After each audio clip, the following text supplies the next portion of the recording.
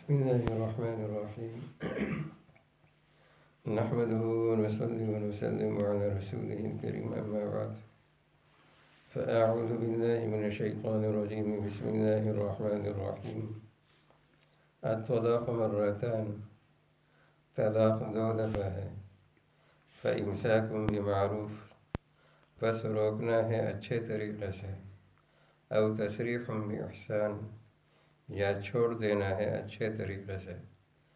ولا يحل لكم، اور تمہارے لیے حلال نہیں ہے. ان تأخذوا مما آتيتموهن شيئا، کہ تم لو اس مال میں سے جو تم نے ان کو دیا ہے کچھ. الا ان يخافا الا يقيما حدود اللہ، مگر یہ کہ ان دونوں کو ڈر ہو کہ وہ اللہ کی حدوں کو قائم نہیں رکھ سکیں گے. فإن خفتم الا يقيما حدود اللہ، پس اگر تمہیں ڈر ہو کہ وہ اللہ کی حدوں کو قائم نہیں رکھ سکیں گے.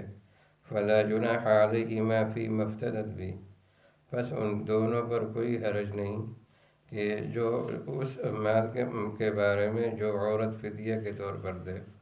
تلک حدود اللہ، یہ اللہ کی مقرر کردہ حدیں ہیں.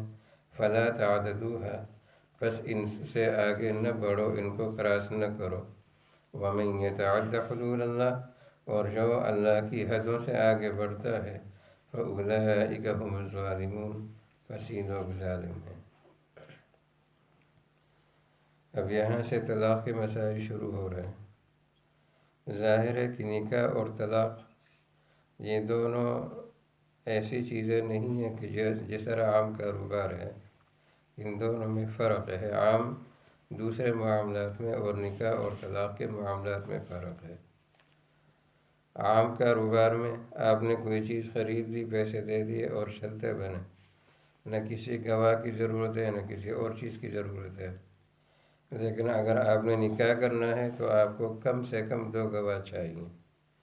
اور سنت آپ کے لیے یہ ہے کہ آپ لوگوں کے سامنے نکاح کریں. بلکہ امام مالک رحمہ اللہ کے نزدیک تو وہ فرائض میں سے اس کے بغیر نکاح نہیں ہوتا. پھر آپ تو لہٰذا یہ عام معاملات کی طرح نہیں ہے. ایک تو یہ کہ اس میں گواہوں کا ہونا بھی ضروری ہے، اور دوسرا یہ کہ اعلان نکاح بھی ضروری ہے. لوگوں کو پتہ چلنا چاہیے کہ آپ کا نکاح ہوا ہے. اور تیسرا یہ کہ اس میں آپ کو حق مہر مقرر کرنا پڑتا ہے. اور چوتھے یہ کہ جب آپ نے نکاح کر لیا تو اس نکاح کے بدلے میں میاں بیوی دونوں کی کچھ ذمہ داریاں آ گئیں. اب اس کے بعد وہ ذمہ داریاں ادا کرنی ضروری ہیں. شوہر کے ذمے نفقہ، یعنی عورت کے کھانے پینے کا خرچہ، اس کی رہائش کا خرچہ اب یہ شوہر کے ذمے آ گیا. اور عورت کے ذمے شوہر کی خدمت، اس کے گھر کی لک آفٹر، اس کے بچوں کی صحیح تربیت اور اپنی عزت، اور شوہر کے مال کی حفاظت اور شوہر کی اطاعت اب یہ عورت کے ذمے آ گئی. تو لہٰذا یہ عام معاملات نہیں، یہ دو خاندانوں کو جوڑنے کے ذریعہ ہے، اور نئے آنے والے خاندان یعنی نئی نسل کی صحیح تربیت اور ان کی صحیح تعلیم کا ذریعہ ہے. پھر لہٰذا جب اتنا نازک خاندان ہے، اب اگر اس کو توڑنے کی ضرورت پڑے تو وہ توڑنا بھی عام طریقے سے نہیں. کاروبار میں تو یہ ہوتا ہے کہ آپ کو ایک چیز پسند نہیں آئی تو آپ دکاندار کے پاس گئے اور کہا کہ میں اس چیز کو واپس کرتا ہوں. آپ نے وہ چیز واپس کر دی اور پیسے دیے اور چلتے بنے. لیکن جب آپ نے نکاح کو توڑنا ہے تو نکاح کا مسئلہ عام کاروبار اور معاملات کی طرح نہیں ہے. اس لیے کہ یہ صرف ایک کاروبار نہیں، بلکہ جہاں یہ معاملات میں سے ہے وہاں پر یہ عبادت بھی ہے اور وہاں پر یہ سنت بھی ہے. تو اس کے دونوں رخ ہیں. معاملات اور لین دین کے اعتبار سے بھی اس کا ایک رخ ہے، وہ بھی اس کی ایک حیثیت ہے. لیکن دوسری حیثیت اس کی سنت ہونے کی بھی ہے اور عبادت ہونے کی بھی ہے. اس وجہ سے عام معاملات سے اس میں فرق رکھا گیا ہے. تو لہٰذا اگر اب اس نکاح کو ختم کرنا ہے تو اس نکاح کو ختم کرنے کا طریقہ طلاق ہے. اور طلاق میں بھی پھر اللہ تبارک و تعالیٰ نے ایک خاص ترتیب رکھی ہے. اب جس طرح یہاں پر فرمایا کہ الطلاق مرتان، اس میں طلاق رجعی کا حکم بیان ہو رہا ہے اس آیت میں، اور اس کے بعد والی آیت میں پھر 3 طلاقوں کا حکم بیان ہو رہا ہے. تو اب طلاق رجعی یعنی انسان زیادہ سے زیادہ جو طلاق رجعی دے سکتا ہے وہ 2 ہیں۔ الطلاق مرتان، یہاں پر طلاق رجعی کی انتہائی عادت کا بیان ہے کہ کم سے کم 1 ہے اور زیادہ سے زیادہ 2 ہیں۔ پھر یہاں پر مرتان کہہ دیا۔ مرتان کا مطلب یہ ہے کہ 2 دفعہ، مرہ 1 دفعہ، مرتان 2 دفعہ۔ ایک یہ ہے کہ طلاقیں 2 ہیں، الطلاق و طلاقان۔ ایک یہ کہ طلاقیں 2 دفعہ ہیں، الطلاق مرتان، یعنی طلاقیں 2 دفعہ۔ مطلب کیا ہوا؟ مطلب یہ ہوا کہ ایک ساتھ ہی طلاقیں نہ دو، یہ سنت کے خلاف ہے۔ اصل جو سب سے افضل ترین سنت ہے طلاق کے بارے میں وہ تو یہ ہے کہ آدمی صرف 1 طلاق ایسے طہر میں دے دے کہ جس طہر میں میاں بیوی والے تعلقات قائم نہ ہوئے ہوں، اور پھر چھوڑ دے۔ پھر 1 ماہواری آئے گی، دوسری ماہواری آئے گی، تیسری جب آئے گی تو عورت آزاد ہو جائے گی۔ اگر اس نے دوبارہ رجوع نہیں کرنا تو عورت آزاد ہو جائے گی، اور جب وہ آزاد ہو جائے گی پھر آگے اس کی مرضی، چاہے اسی سے دوبارہ شادی کر لے جس طرح کہ آگے اس کی تفصیل آ رہی ہے، یا کسی اور آدمی سے شادی کرے، وہ آزاد ہوگی۔ تو اس کو یہ حلال وغیرہ کی ندامت اور یہ شرمندگی نہیں ہوگی، اور یہ عار اور ذلت محسوس نہیں ہوگی، اس لیے کہ اس نے سنت کے مطابق عمل کیا ہے۔ اور اس کے بعد 2 طلاقوں کا اور اختیار ابھی بھی باقی ہے۔ لیکن اگر اس نے 1 کے بجائے 2 طلاقیں دے دی، چاہے وہ ایک ساتھ دے دے یا یک کے بعد دیگرے، پہلے 1 طلاق دی پھر دوسری طلاق دی، تو یہ بھی جائز ہے۔ لیکن اس میں بھی سنت طریقہ یہ ہے کہ پہلے 1 طہر میں 1 طلاق دے، دوسرے طہر میں دوسری طلاق دے، ایک ساتھ دونوں نہ دے۔ لیکن اگر اس نے ایک ہی طہر میں 2 دفعہ ہی طلاقیں دے دیں یا ایک ساتھ ہی 2 طلاقیں دے دیں تو یہ بھی طلاق رجعی ہے، اور عدت کے دوران جس طرح 1 طلاق کی صورت میں یہ واپس رجوع کر سکتا ہے تو 2 طلاقوں کی صورت میں بھی یہ رجوع کر سکتا ہے، لیکن اب یہ صرف 1 طلاق کا مالک رہا۔ اگر وہ 1 طلاق بھی اس کی طرف سے واقع ہو گئی تو عورت اس کے لیے ہمیشہ کے لیے حرام ہو جائے گی، اور اگر واپس آنا بھی ہے تو حلال کے سوا اس کی کوئی اور صورت ہے ہی نہیں۔ تو مرتان کے لفظ سے بتلا دیا کہ دیکھو یہ جذبات کے کام نہیں ہے، اسی وجہ سے جذبات سے بچانے کے لیے اللہ تبارک و تعالیٰ نے طلاق کا اختیار عورت کو نہیں دیا بلکہ مرد کو دیا، اس لیے کہ عورت جب جذبات میں آ جاتی ہے تو وہ عموماً کنٹرول سے باہر ہو جاتی ہے، اور وہ جذبات میں ایسے کام کر جاتی ہے کہ بعد میں اس کو ندامت ہوتی ہے، اور لیکن اس کو فائدہ محسوس ندامت ہوتی ہے اور نقصان ہوتا ہے، اور وہ اپنا فائدہ جو ہے اس کو لوز کر جاتی ہے، اس کو گنوا دیتی ہے، اور فائدے کے کاموں کو ضائع کر دیتی ہے۔ تو اس وجہ سے یہ طلاق اللہ نے اس کا اختیار مرد کو دیا، اور مردوں کو بھی پابند کر دیا۔ اب اگر کسی نے 1 یا 2 طلاقیں دے دیں تو اس کے بعد اس کو کیا کرنا ہے؟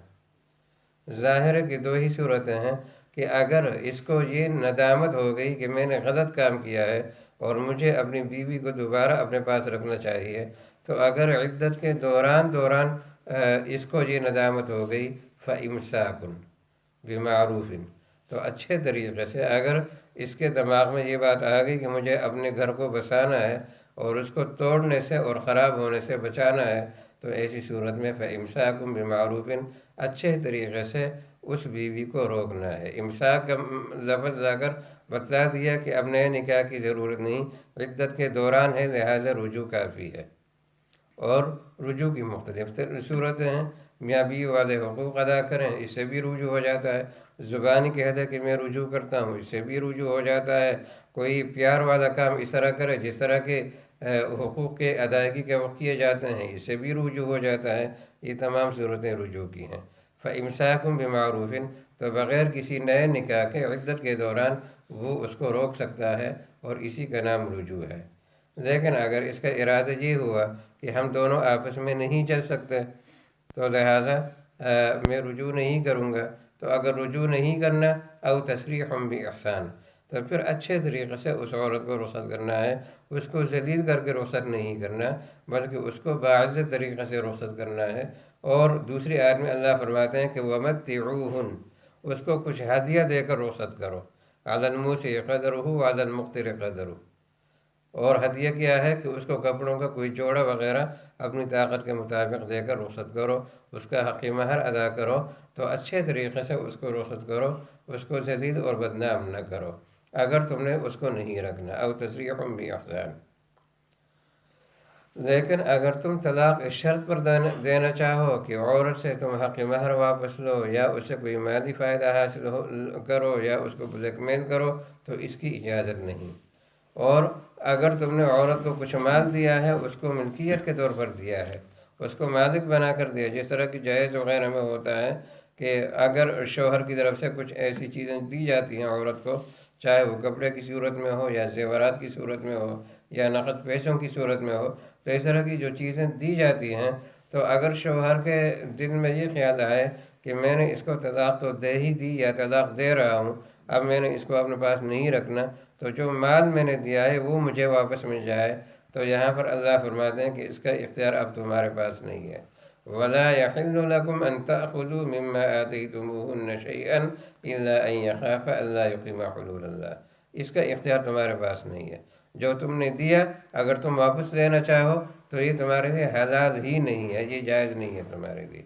ہاں ایک صورت ہے، اور وہ یہ کہ میاں بیوی دونوں یہ سمجھیں کہ ہم دونوں کی طبیعت آپس میں لگی نہیں اور مناسبت پیدا نہیں ہوئی، ہم دونوں ایک دوسرے کے ساتھ نہیں چل سکتے، تو عورت بھی چاہتی ہے کہ مجھے آزادی مل جائے۔ اگر صرف طلاق اختیار مرد کے پاس ہوتا اور عورت کو اپنے سے ظلم دور کرنے کا کوئی اختیار نہ ہوتا تو یہ بھی زیادتی ہوتی۔ تو اب لیکن اللہ تبارک و تعالیٰ نے ایسا نہیں رکھا، بلکہ عورت کو خلا کا اختیار دیا ہے کہ تم خلا کا دعویٰ دائر کر سکتی ہو، تم اپنے ثبوت اور اپنے پروف جو ہے وہ قاضی کی عدالت میں پیش کر سکتی ہو کہ شوہر کی طرف سے میرے ساتھ یہ زیادتیاں ہوتی ہیں، میرے حقوق وغیرہ ادا نہیں ہوتے، ظلم وغیرہ ہوتا ہے۔ تو جب اس طرح کی چیزیں ہیں اور تم پروف کے ساتھ اس کو ثابت کرو، تو اب قاضی جو ہے وہ شوہر کو مجبور کرے گا کہ تم اس عورت کو طلاق دو، اور ایسی صورت میں شوہر بے شک یہ مطالبہ کر سکتا ہے کہ میں نے جو حق مہر اس کو دیا ہے یہ اس کو واپس کر دے۔ لیکن اس کے بارے میں بھی فقہا یہ کہتے ہیں کہ ایسی صورت میں یہ دیکھنا پڑے گا کہ غلطی کس کی ہے۔ بہتر تو یہ ہے کہ شوہر حق مہر واپس نہ لے، اسے چھوڑ دے اس کے پاس، لیکن اگر اس کو لینا ہی ہے تو پھر یہ دیکھنا پڑے گا کہ غلطی کس کی ہے۔ اگر غلطی شوہر کی ہے تب اس کے لیے حق مہر کو واپس لینا مکروہ ہے، جائز نہیں ہے۔ لیکن اگر غلطی عورت کی ہے تو پھر ایسی صورت میں اس کے لیے حق مہر اگر وہ واپس لینا چاہے اور اسی کنڈیشن پر طلاق دینا چاہے تو شریعت نے اس کو پھر اس کی اجازت دی ہے۔ تو یہاں پر اس صورت کا بیان ہے کہ اگر ان کو یہ خطرہ ہو کہ وہ ایک دوسرے کے حقوق ادا نہیں کر سکیں گے، اور اللہ نے جو حدود قائم کی ہیں ان کے لیے وہ ان حدود کے اندر رہ نہیں سکیں گے، ان سے آگے نکل جائیں گے، فَإِنْ خِفْتُمْ أَلَّا يُقِيمَا حُدُودَ اللَّهِ، اگر تم کو ڈر ہو کہ یہ دونوں اللہ کی قائم کردہ حدود کو برقرار نہیں رکھ سکیں گے، فَلَا جُنَاحَ عَلَيْهِمَا فِي مَا افْتَدَتْ بِهِ، تو اب ان دونوں پر کوئی حرج نہیں کہ عورت نے جو حق مہر اس کو ملا تھا وہ فدیہ کے طور پر دے دے، یا کوئی اور مال فدیہ کے طور پر دے دے، یا پیسے فدیہ کے طور پر دے، اور اس کے بدلے میں اس شوہر سے طلاق حاصل کرے۔ تِلْكَ حُدُودُ اللَّهِ فَلَا تَعْتَدُوهَا، یہ اللہ کی مقرر کردہ حدیں ہیں، لہٰذا ان کو کراس نہ کرو، اس لیے کہ اگر کراس کرو گے تو ظالم ہو جاؤ گے۔ جو اللہ کی مقرر کردہ حدوں کو کراس کرتا ہے وہ ظالموں میں سے ہو جاتا ہے۔ اور ظاہر ہے کہ ظالم کے بارے میں قرآن میں اللہ یہ بھی فرماتے ہیں کہ وَاللَّهُ لَا يُحِبُّ الظَّالِمِينَ، اللہ کو ظالموں سے کوئی محبت نہیں، اور یہ بھی فرماتے ہیں کہ وَاللَّهُ لَا يَهْدِي الْقَوْمَ الظَّالِمِينَ، اللہ ظالموں کو ہدایت بھی نہیں دیتا، ہدایت کی نعمت سے بھی ان کو محروم کر دیتا ہے۔ تو لہٰذا ظلم سے اپنے آپ کو بچانا ہے۔ اللہ تبارک و تعالی اخلاص کے ساتھ ان مسائل کو سمجھنے کی اور شریعت کے مطابق عمل کرنے کی ہمیں توفیق عطا فرمائے۔ وآخر دعوانا الحمد للہ۔